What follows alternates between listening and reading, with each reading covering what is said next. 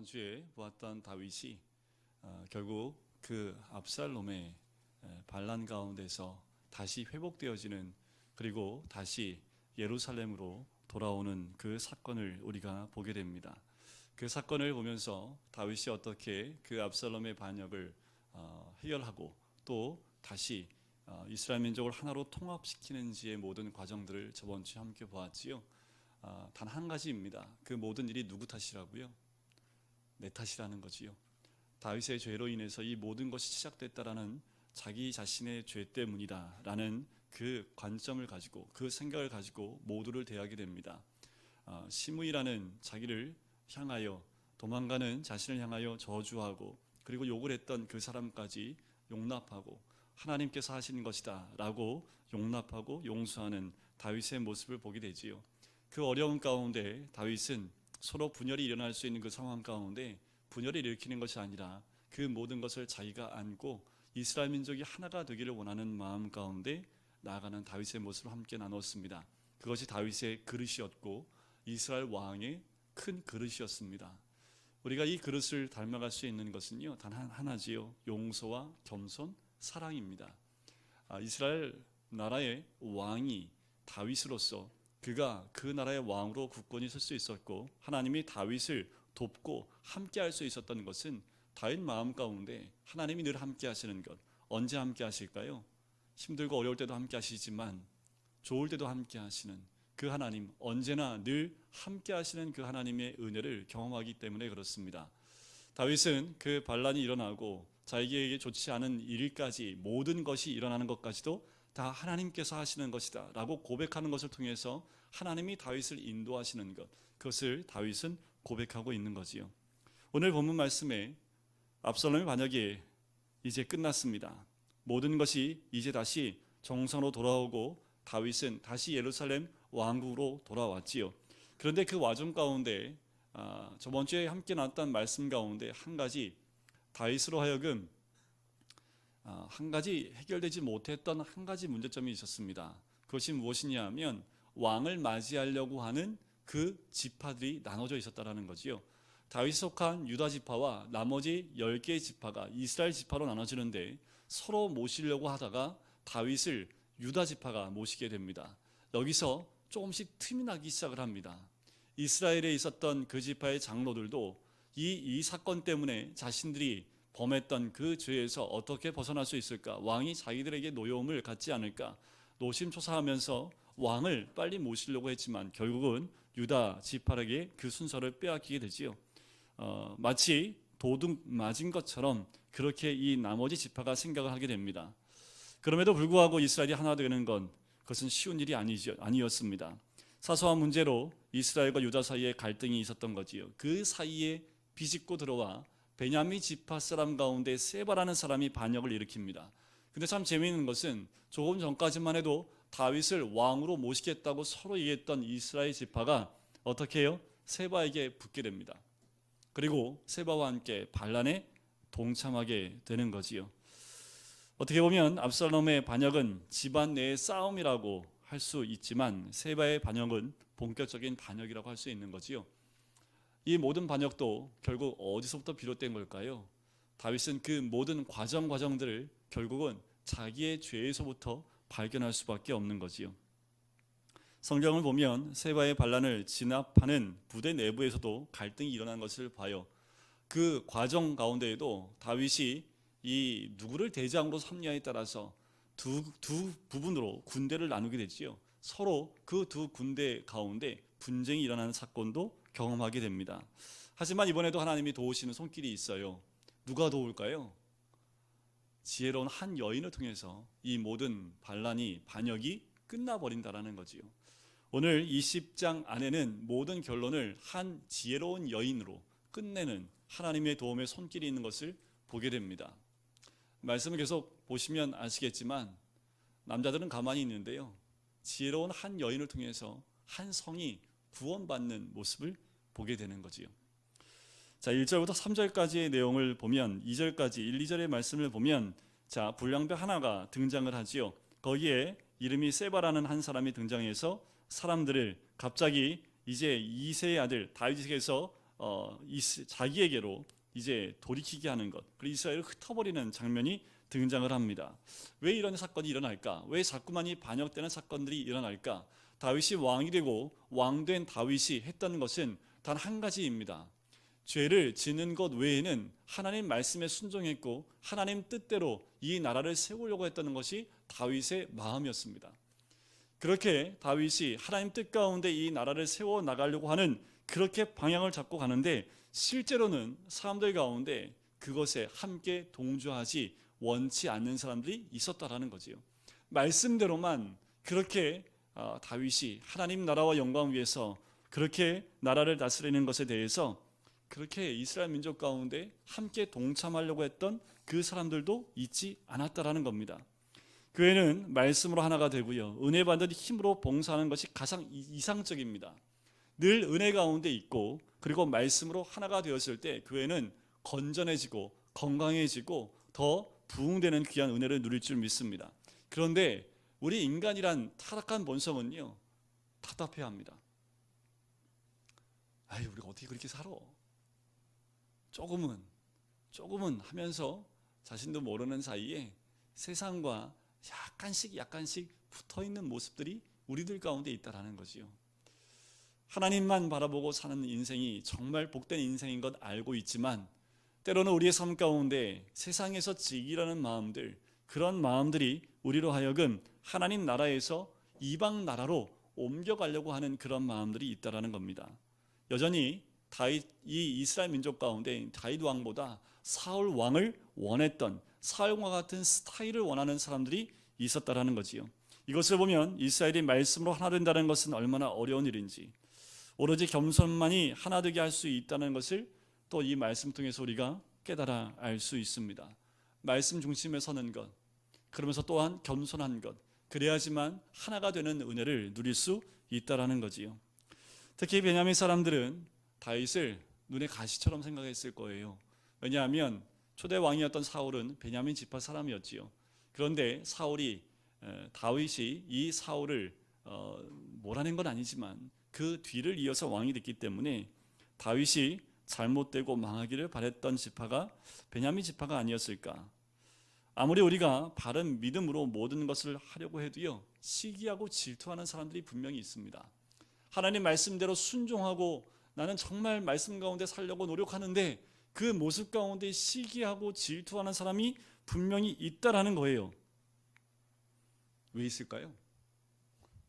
여러분들 정말 매일 기도하고 말씀만 보면, 그러면 우리 교회가 더 하나가 되어지고 더 하나님 안에서 풍성한 은혜를 누려야 될 텐데, 그렇게만 되지 않는 모든 교회의 모습들을 봐요.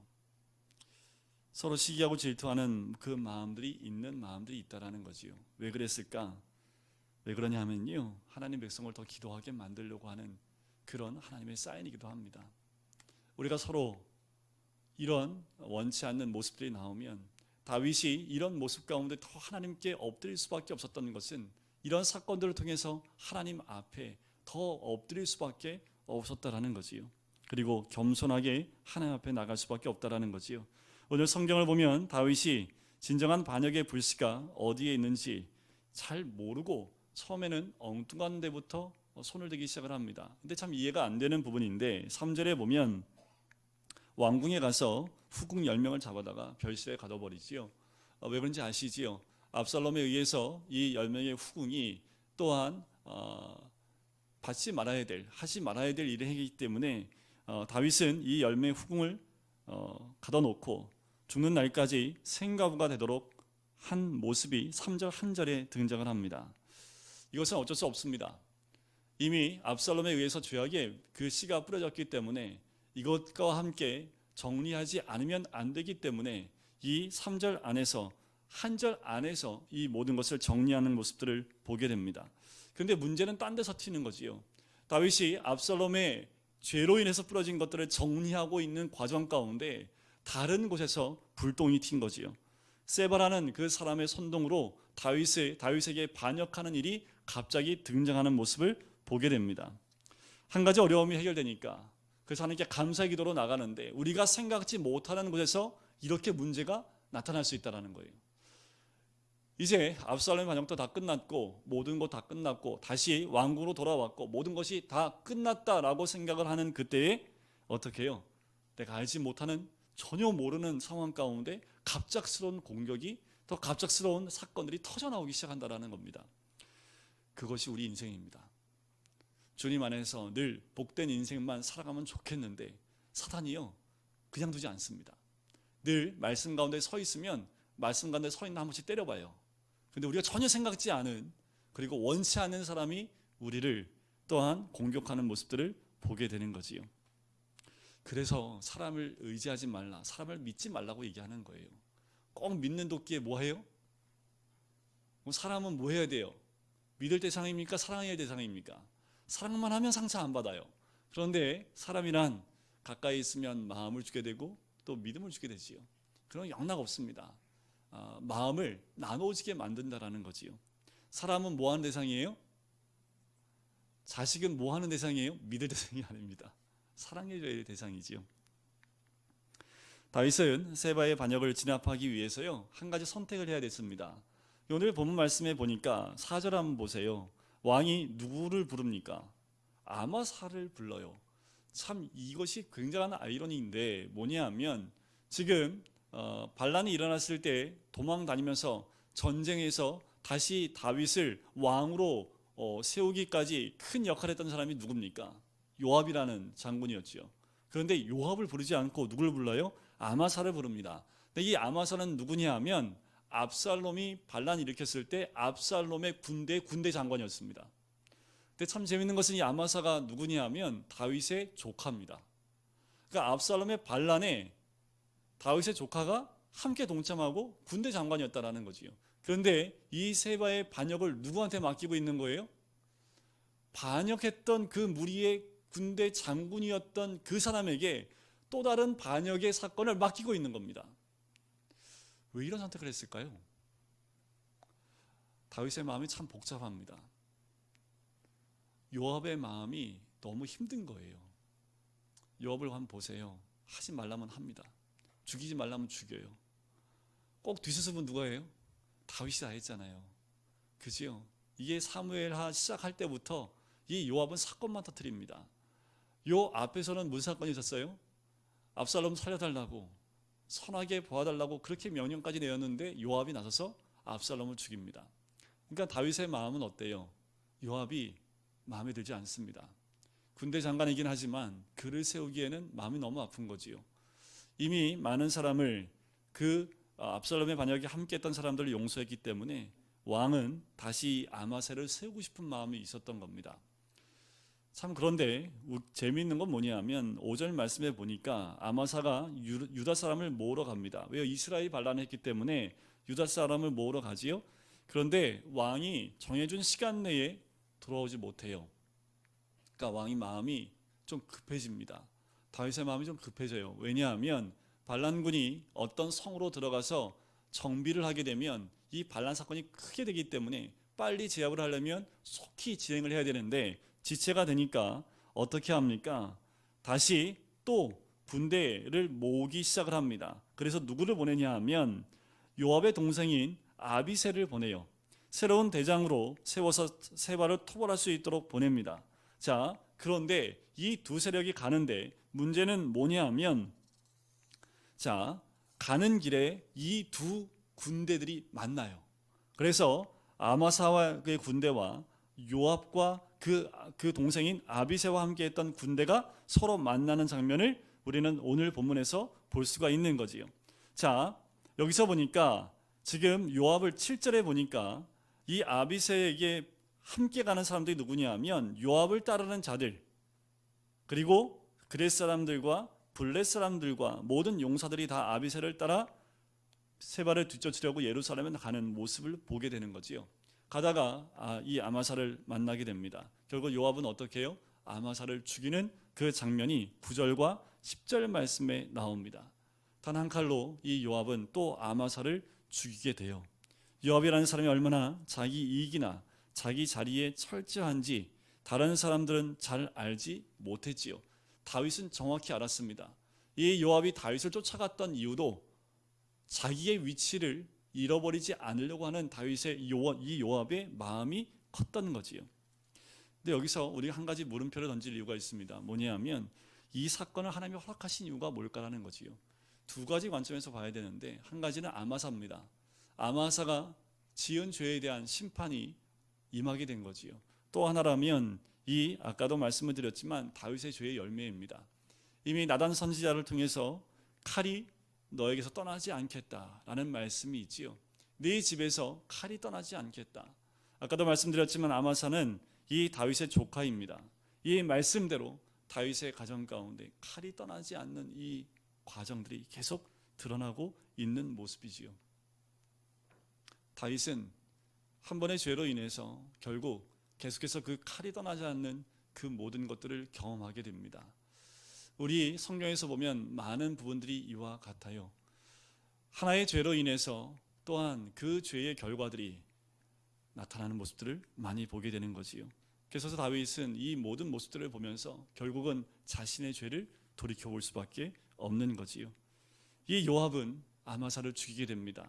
그리고 아마사의 시체를 버리고 그 사람들을 데리고 이제 이 세바를 공격하기 위해서 아벨이라는 성으로 옮겨가게 됩니다. 자, 14절 한번 보실까요? 세바가 이스라엘 모든 지파 가운데 두루 다니서 아벨과 벳마아가와 베림 온 땅에 이르니 그 무리도 다 모여 그를 따르더라. 그래서 그들이 어디로 가냐 하면 아벨로 들어갑니다. 그 아벨에 세바가 들어갔다는 얘기를 듣고 요압이 추격을 하지요. 추격해 들어가서 그 아벨이라는 그 성을 에워싸게 됩니다. 그리고 토성을 쌓아서 이 아벨을 공격하려고 준비하는 모습이 15절에 등장을 하지요. 자, 그렇게 성을 공격하려고 하는 그런 상황 가운데 있을 때 16절에 한 여인이 등장합니다. 그 여인의 이름은 나오지 않아요. 그 성읍에서 지혜로운 여인 한 사람이 갑자기 요압을 향하여 외치는 그 모습을 보게 됩니다. 요압이 아벨이라는 성을 에워싸고 토성을 쌓는 것은 세바가 그 성 전체를 그가 있는 그 성 전체를 공격하겠다는 그 뜻이지요. 또 그렇게 하지 않고는 세바를 잡을 수도 없었던 것을 요압은 이렇게 공격하는 것으로 완전히 끝을 내려고 하고 있는 모습입니다. 그런데 그대로 있으면 이제 이 성이 완전히 회파될 것, 그리고 모두가 죽을 것을 이 한 지혜로운 여인이 정확히 알고 그 여인이 이 요압에게 와서 이야기를 하고 있는 거예요. 자, 참 재밌는 건 뭐냐 하면 이 아벨의 성에 있는 사람들이요, 세바와 동조하지 않았던 사람들이라는 거예요. 공격해 들어오는데 한 명도 이 요압이 하고 있는 모습을 보고 나서지 않는 그 모습들을 봅니다. 너무 답답하니까 한 여인이 나와서 외치고 있는 거지요. 뭐라고 외칩니까? 16절 한번 보실까요? 우리 16절을 한번 같이 읽어보겠습니다. 시작. 그 성읍에서 지혜로운 여인 한 사람이 외쳐 이르되 들을지어다 들을지어다 청하건대 너희는 요압에게 이르기를 이리로 가까이 오라 내가 내게 말하여 하노라 한다 하라. 자, 위기에 처하게 되면 그 한 여인이, 지혜로운 여인이 용기를 내어서 이 모든 것을 담대하게 요압 장군과 이야기하기를 선포합니다. 드보라도 이와 마찬가지지요. 남자들이 가만히 있으면 지혜로운 한 여인과 믿음에 있는 한 여인이 일어나는 모습들을 봐요. 다윗도 생각지 않은 이 반란의 세력을 경험하지만 또 다윗은 생각지 않은 한 여인 때문에 이 모든 반란이 끝나는 것을 보게 됩니다. 이 여인은 어떤 여인이었을까요? 이 여인은 죄와 함께하지 아니하는 말씀대로 지혜롭게 살아가는 한 여인의 모습이라는 거지요. 이 여인이 뭐라고 얘기하는지 보세요. 18절을 한번 보실까요? 여인이 말하여 이르되 옛사람들이 흔히 말하기를 아벨에게 가서 물을 것이라 하고 그 일을 끝내었나이다. 나는 이스라엘에 화평하고 충성된 자 중 하나이거늘 당신이 이스라엘 가운데 어머니 같은 성을 멸하고자 하시는도다. 어찌하여 당신이 여호와의 기업을 삼키고자 하시나이까. 이 여인의 말입니다. 참 지혜롭죠. 요압이요, 이 말에 버벅거립니다. 말을 제대로 하지 못해요. 자, 20절 보세요. 요압이 대답하여 이르되 결단코 그렇지 아니하다. 결단코 그렇지 아니하다. 몇 번이나 반복해요? 2번이나 반복을 하지요. 그러니까 이게 굉장히 당황한 거죠, 요압이. 한 여인의 지혜로운 말에 요압이 당황해서요, 똑같은 말을 2번이나 반복하면서 원래 난 그렇게 하려고 한 거 아닌데, 원래 난 그렇게 하려고 한 거 아니야 하면서 너무나 너무나 지금 당황한 가운데 요압이 답변하는 모습들을 봐요. 자, 이 말은 뭐냐 하면 옛사람들이 흔히 말하기를 아벨에게 가서 물을 것이라 라는 말이 뭐냐면요, 이 아벨에 하나님의 말씀을 받은 노인들이 많다라는 거지요. 그래서 많은 사람들이 문제를 해결하기 위해서 이 아벨이라는 성에 와서 말씀을 들었다라는 거예요. 그래서 흔히 말하기를 아벨에 가서 물을 것이라 하고 그 일을 끝내었나이다 라는 말은 이 성 안에 지혜가 있다라는 거지요. 말씀이 있다는 말입니다. 이 안에 말씀에 순종하는, 또 말씀에 충만한 성이 이 아벨 성이다 라고 이야기를 하고 있는 겁니다. 이스라엘의 화평하고 충성된 자 중에 하나이거늘 이 하나님의 기업을 네가 망하고자 하느냐. 그러니까 이 요압이 얼떨결에 대답을 제대로 하지 못하는 모습들을 봅니다. 이 성은 어떤 성입니까? 말씀에 충만한 성이었다라는 거지요. 이스라엘 민족이 문제를 해결하지 못할 때 이 성을 찾아와요. 이 말씀을 준비하면서 금광교회가 아벨성이 되어야 되겠다라는 생각이 듭니다. 문제를 해결하지 못해서 힘들어하는 사람들이 우리 성도님들한테 와서 말을 할 때 말씀대로 하나님의 뜻을 제대로 분별할 수 있도록 안내해 줄 수 있는 우리 금강교회 성도가 되어지면 많은 사람들이 우리 성도님들 만날 때마다 개인의 문제가 해결되어지고 또 하나님의 뜻을 깨달을 수 있지 않을까라는 생각이 듭니다. 말씀을 읽어야겠지요. 말씀을 암송해야겠지요. 그래서 내년에는요, 여름에 암송 안 하고요, 봄에 암송하려고요. 여름에 암송하니까 너무 더워서 시원할 때 암송을 해야겠다 해서 암송하는 것을 3월달로 암송했습니다. 성경 퀴즈를 뒤로 옮기고, 그래서 좀 우리 아이들도 시험 기간 하기 전에 아이도 암송시켜서, 그래서 저는 그런 생각이 들어요. 이 여인처럼 누구든지 우리 모든 성도님들이 이렇게 지혜롭게 누구에게도 얘기할 수 있는 그 지혜로운 여인처럼 우리에게도 그 말씀이 있으면 좋겠다라는 그런 기도를 했습니다. 우리 성도님들 한 사람 한 사람이 말씀으로 훈련되어질 때에 어떠한 공격을 당하는 사람, 세상 가운데 힘들고 지쳐서 또한 어떠한 사단의 공격에 넘어져 있는 사람들에게 하나님의 뜻을 올바로, 또한 그 뜻이 무엇인지를 나눠줄 수 있는 그 성도님들이 될 수 있다면 우리 교회 안에서 진정한 하나님의 은혜가, 또한 하나님의 기업이 이 교회 가운데 있을 줄 믿습니다. 이 여인의 이 한마디에 이 문제는 해결이 됩니다. 결국 요압은 어떻게 해요? 세바만 내어주면 성을 공격하지 않겠다고 얘기를 하지요. 그리고 이 여인이 성에 들어와서 모두를 설득을 합니다. 그리고 결국 세바를 잡아서 그 생명을 요압에게 건너주게 되는 거지요. 그래서 이 전쟁은 어떻게 보면 전쟁 같지 않은 전쟁으로 끝나게 됩니다. 전쟁은요, 싸워야 되는 게 아니지요. 하나님 말씀 가운데 전쟁은 해결될 수 있습니다. 우리가 말씀의 지혜만 있으면 그 말씀의 지혜로 우리 삶의 문제를 해결할 수 있다는 거지요. 세상의 지혜는 한계가 있습니다. 왜냐하면 욕심과 그리고 탐심이 있기 때문에 자신에게 유익한 것으로 지혜를 움직여요. 그거는 지혜가 아니라 잔머리라고 하지요. 세상은 그렇게 자신의 유익을 따라갑니다. 우리 성도님들은요, 내 유익이 아니라 하나님 나라를 위해서 지혜를 쓰셔야지요. 그러면 우리를 통해서 하나님 나라가 온전히 세워지게 될 줄 믿습니다. 여러분들, 세상에 지금 하나님 나라가 점점 작아들고 또 쓰러지고 있는 모습들을 보아요. 우리들 안에서만 좋다고 하지 세상 사람들이 우리를 볼 때는 오히려 걱정하는 눈으로 우리 교회를 바라보는 사람들이 더 많아지고 있다는 거지요. 왜 그럴까요? 우리가 우리 개인을 위한, 교회를 위한, 개인을 위한 그런 지혜를 가지고 살아가고 있기 때문에 그렇습니다. 우리가 내 자신이 아니라 우리 교회, 내 교회가 아니라 하나님 나라에 집중을 한다면 우리 한 사람 한 사람을 통해서 하나님 나라가 이 땅 가운데 더 확장되게 되어질 줄 믿습니다. 오늘 말씀 속에서 우리가 한 가지 깨달아야 될 것은, 성경에서 보게 되는 것은 한 가지 어려움이 해결됐다고 다 끝나는 것이 아니라는 겁니다. 우리의 삶의 여정들을 한번 돌이켜보시면 문제가 끝난 것 같은데 또 다른 문제가 또 오지요. 또 문제가 끝난 것 같은데 또 다른 문제가 계속해서 덮쳐오는 모습을 우리는 보게 됩니다. 그럴 때마다 하나님을 의지할 때 주님께서 그 모든 문제를 주님 안에서 해결을 시켜주시는 그 모습을 보게 되지요. 또한 그 어려움이 결국은 우리를 더 단단하게 만들어주고 믿음에 세워지는, 하나님의 사람들로 세워지는 그 놀라운 은혜를 경험하게 됩니다. 하나님은 우리를 도우셔서 모든 것이 합력하여 선을 이루게 하시는 거지요. 또한 모두가 망하는 위기에서 가만히 있으면 안 된다는 것을 알게 됩니다. 모든 것이 안 된다, 내년에 더 힘들다, 내년에 더 어렵다 라는 말들이 더 많이 쏟아지고 있는 이때에 그와 동일한 그 길로 가는 것이 아니라 하나님의 지혜가 있는 사람은 그곳으로 가지 않지요. 다 망하는 길로 간다 할지라도 믿음을 가진 이 한 지혜로운 여인처럼 용기를 내서 요압에게 말을 걸었던 것처럼 말씀에 용기를 내는 사람들이 이 시대에는 가장 필요한 사람들인 줄 믿습니다. 하나님 말씀과 지혜가 있는 도성은 일시적으로 반역자가 들어왔다 해도 결코 망하지 않습니다.